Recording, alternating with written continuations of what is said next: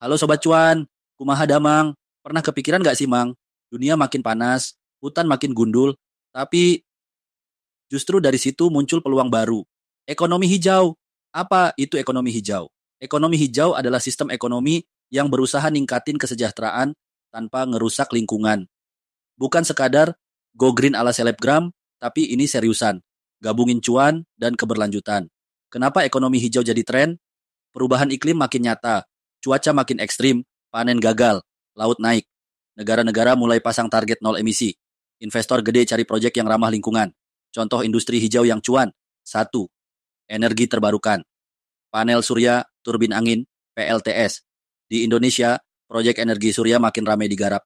Dua, kendaraan listrik, Tesla, Wuling, sampai motor listrik lokal. Nggak cuma ramah lingkungan, tapi hemat BBM. Tiga, agrikultur berkelanjutan. Pertanian organik, hidroponik, sampai regeneratif farming. Produk lebih sehat, harga premium. Empat, carbon credit.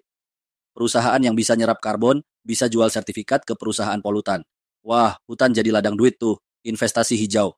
Investasi masa depan? Yes, banyak dana global sekarang cuma mau danai bisnis yang ESG, Environmental, Social, Governance. Startup energi bersih, pertanian organik, atau bangunan hemat energi makin dilirik, dampak ekonomi hijau. Buat kita, lapangan kerja baru di sektor hijau. Peluang bisnis buat UMKM yang adaptif, harga barang bisa naik di awal, tapi efek jangka panjang lebih stabil.